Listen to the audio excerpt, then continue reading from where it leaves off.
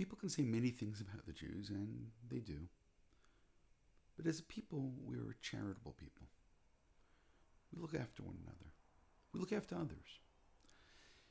It's instilled within us a sense of giving what can be called charity, although the Hebrew word tzedaka is so much better. But there's something interesting. If you go back and look in the Torah, so where does it actually speak about this ethic, or more importantly, where does it speak about the law? So one of the places that we'll find is in this week's Parashat, Parashat Rabbi. It speaks about opening up one's hands and helping the other, making sure that they're going to be okay financially. Now what's interesting is the context. The context is talking about the sabbatical year. The reason why that's interesting is in a different parsha, in Parashat Bahar, back in Vayikra, which was also speaking about the sabbatical year. It also has the same idea in terms of helping out one's proverbial brother and doing charity, tzedaka, helping the other individual, staying on their feet, and so on and so forth. Now, while there's no question that the law of tzedaka will be a law which really is on an individual and will apply wherever there's somebody in need, nonetheless, one looks at the Jewish sources, one finds something which is interesting. Because ultimately, we can't move that afar from the actual context of the Torah itself. Although I'm sure there are some who can. Just know, this is a good thing. If it's tzedakah, it's obvious. But nonetheless, it's written within the context of the land of Israel. In the Shulchan Aruch itself, which is really one of the most, if not the most authoritative book on Jewish law, it speaks about priorities in terms of recipients.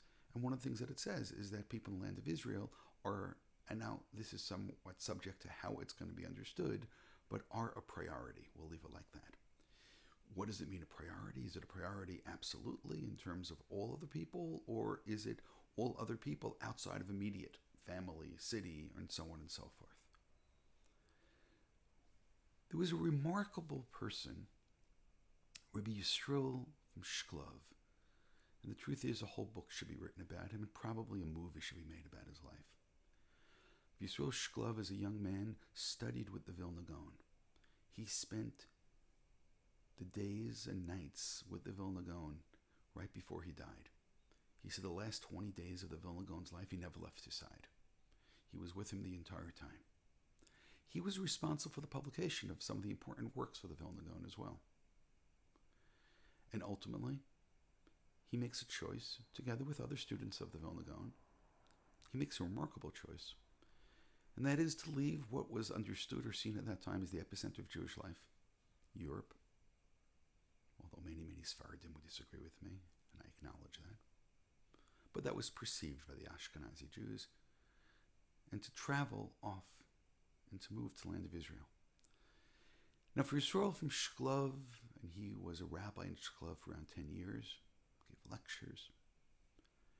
His grandfather had already moved to Israel long before. He never knew this grandfather. His grandfather moved to Israel, and this is one of the things I believe as well was in the back of his mind. And finally he picks up with his family, and as far as we understand, his father and his mother and his wife and his children, and they all go and they move to the land of Israel. And this was the third wave within 1 year or 1 or 2 years of students of the Vilna Gaon who moved to Israel. Consequently, his life was incredibly difficult. The Talmud says that Israel's acquired by difficulty, and this man had almost every difficulty that one can possibly imagine. Almost immediately after getting there, he was told that there's no money, and this community is just collapsing from the burden. So they asked him to go back. After making this difficult trip, traveling across the world and settling in Israel, he picks up and he travels and he leaves for 3 years. During this time, he writes a commentary on a book which is called Shkalim, one of the tractates in the Yerushalmi, but it deals with gifts, holy gifts. And there he is traveling to try to bring money back to the land of Israel, and he's making sure that his commentary on Shkalim, on giving coins, which ultimately could be used for the Beit HaMikdash, is being published at the same time. He comes back to Israel. He has more and more difficulties. During this time, there's a plague. He ends up losing his wife, and he loses his daughter, and he loses his son, he loses another son, and his parents die. And he remarries, and his second wife dies, and a house collapses on his children. He loses more children, and there is an earthquake. And episode after episode, And what he did, he made a vow that he's going to write about the laws of the lands of Israel. And he wrote a book called the Pat HaShulchan, or Pas HaShulchan, which in a sense is a continuation of the Shulchan Aruch. And it deals with laws about living in Israel. And there he writes that there is an absolute obligation of tzedakah, charity. The primary obligation is to give to people in the land of Israel. And within his time, within his context, within his life, it's very, very clear. He's telling them that if you give to the land of Israel, you're doing something which is aside from helping a poor person, and again, every poor person deserves to be helped. He's saying, but you're doing something else. You're building up the land of Israel. You have a part within what's called Yishuv Haaretz, in settling the land. You're a part of this. And maybe it's unfair to judge somebody's writings based upon their life and their biography, but in this case it's not. This was his life. His life was building up the land of Israel. His life was trying to create a new society of Jews who returned to their homeland. And then we go back and we look in this week's Parsha, and we see that the concept of tzedakah, is written specifically within the context of the land of Israel during difficulty, the sabbatical year. The farmer has no money. He's going to have to take loans. Someone has to help them. That we need to live together and to work together and to make sure not just that the individual, but that the society thrives.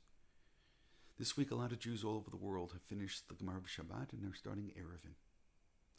One of the things that Eruvin deals with are different types of places. There's what's called Reshut HaRabim and Reshut HaYachid. Reshut HaYachid is a private domain. Reshut HaRabim is a public domain. Essentially, what Rabbi Yisrael from Shklov understands is that there's giving charity to an individual, which is Reshut HaYachid or Reshut HaYachid, helping one person, and that's important. But then there is this leveraging of giving charity, which could be given to create a whole society. And that's given to build a Reshut HaRabim. But not just any Reshut HaRabim. A Reshut HaRabim, a public place, which is the holiest public place in the land of Israel. So as he keeps his vow, and he writes his book, and he gets to this law of charity, law of tzedakah, it was a no-brainer. Rabbi Yisrael from Shklov understood exactly, based on the context of the Torah, based upon rabbinic comments on it, notably the Sifri, that the primary idea of tzedakah is a Reshut HaRabim, is a public idea to help build a Jewish public, to take care of a public, to take care of the farmers, to take care of those who don't have, in order to build something which is glorious. He never lived to see the establishment of the state, but he dreamed of it. He dreamed of messianic days. He dreamed of a society that will take care of one another. He dreamed of a holy society. We have been privileged to see what Rabbi Yisrael sacrificed so much to start.